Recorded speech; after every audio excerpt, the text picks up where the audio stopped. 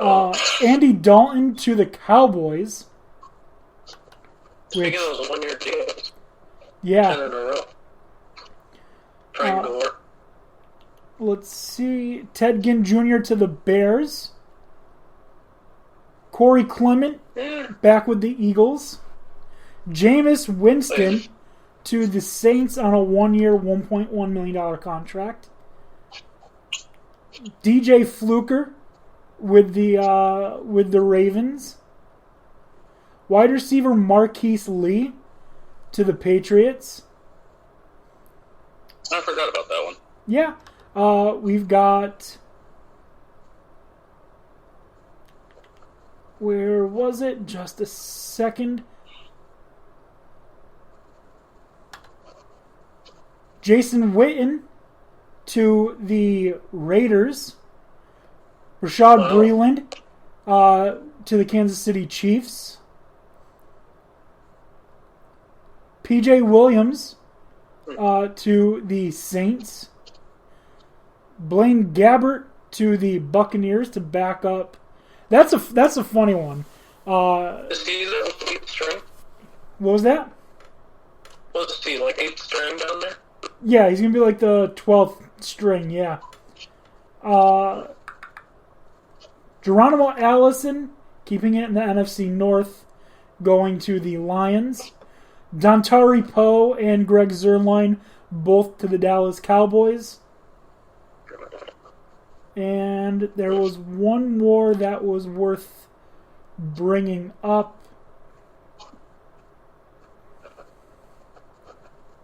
What one was? Nope. Just a second. This is very boring shit, and I do apologize. Here it is. Sorry, two more. Dontari Poe to the Dallas Cowboys. Ndamukong Suh to the Tampa Bay Buccaneers. Another one that I just realized. Peyton Barber becomes like the 23rd running back on the Redskins, soon to not be Redskins roster. So, all of those... Oh, and Robbie Anderson leaving the Jets, going to the Panthers.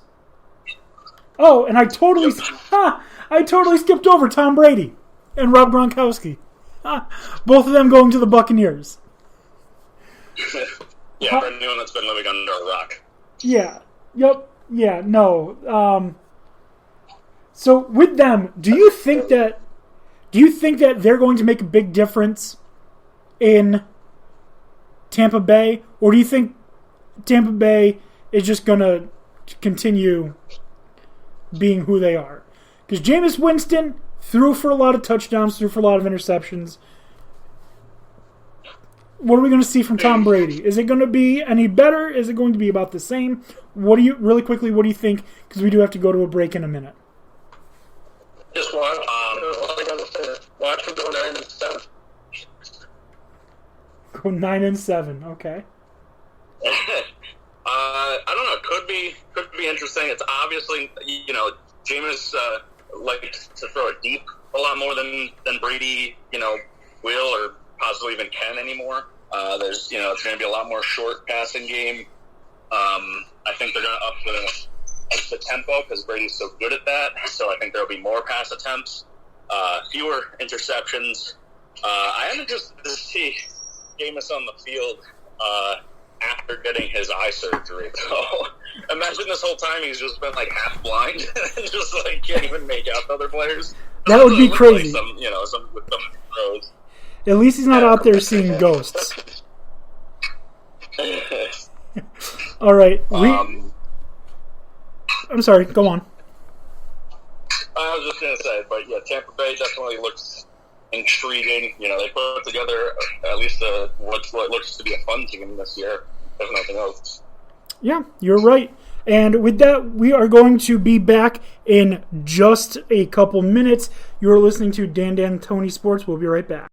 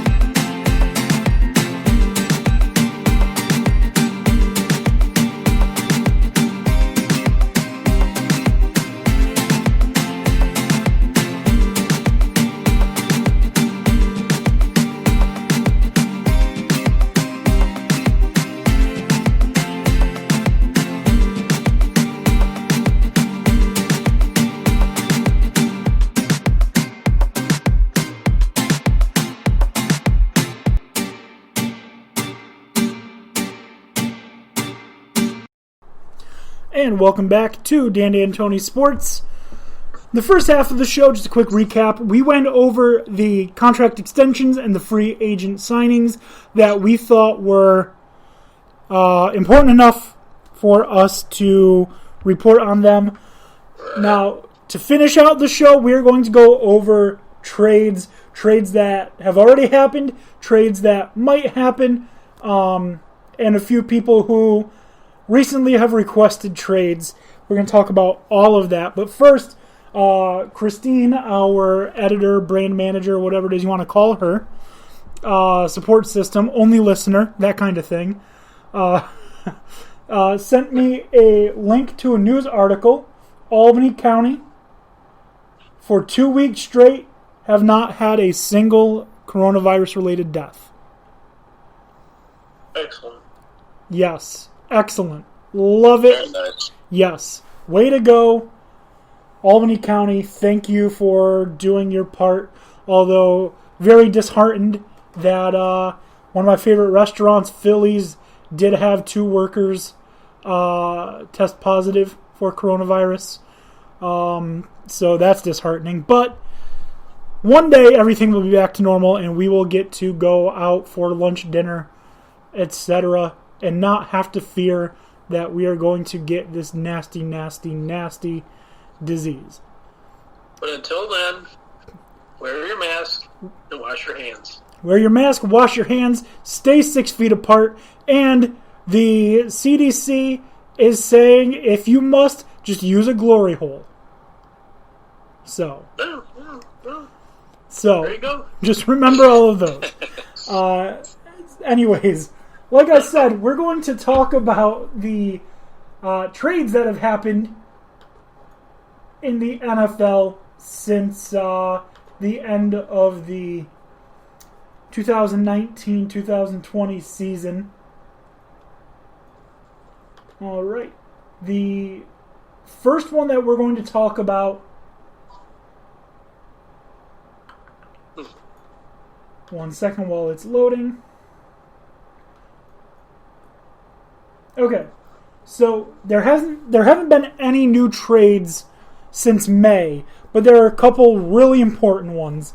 So we'll just run through as much of these as we can.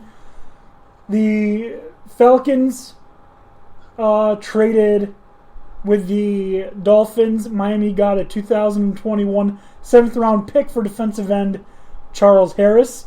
You want to know how much your team dislikes you? When they trade you for a 7th-round pick next season. We'll roll the dice and hope for something good. Yeah. I'm just kidding. That was done after the draft.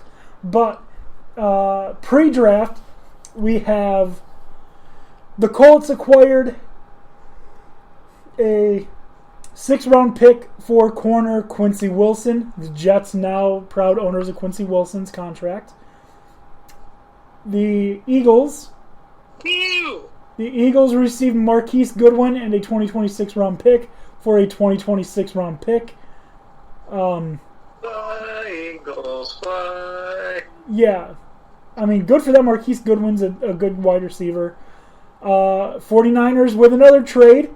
Trade Matt Breida to the Dolphins in return for a 5th-round pick. Dolphins, man. Dolphins are just like out there trying to build a really good team and not having to do much to do it. Brandon was probably a good spot for him. Yep. And again, the San Francisco 49ers this time are the winners of the trade. They give up a 2021 3rd-round pick and a 2020 5th-round pick and get Trent Williams, the left tackle from the Redskins. Huge win for them. Trent Williams is a monster, and they gave up nothing to get him. Nothing to get him. The Patriots got a 2020 4th-round pick that they traded from the Buccaneers for Rob Gronkowski. The Texans received Brandon Cooks and a 2022 4th-round pick for a 2020 second-round pick. Interesting. The Seahawks, they acquired Quentin Dunbar from the Redskins for a 5th-round pick. The Redskins get quarterback Kyle Allen for a 5th-round pick from the Panthers. Panthers, who, by the way, now have Teddy Bridgewater. The Eagles, this is the one trade that I hated the most. The Eagles acquired corner Darius Slay for a 3rd and 5th round pick. So they got a top corner for next to nothing, which pissed me off because I really wanted Dallas to go out and get him, especially because I knew that we weren't going to be able to sign Byron Jones. Byron Jones, who, by the way, went to the Dolphins. Like I said, Dolphins are building something in Miami. They're really going all for it. Let's see what else is worth noting. Chicago Bears trade the 2020 4th-round pick to the Jacksonville Jaguars for Nick Foles. So now, Mitch Trubisky, Big Dick Nick, what are we doing in Chicago? What are the Bears doing? Are they trying to replace Mitch Trubisky? Are they trying to light a fire under him? What is the incentive for them to bring in Nick Foles?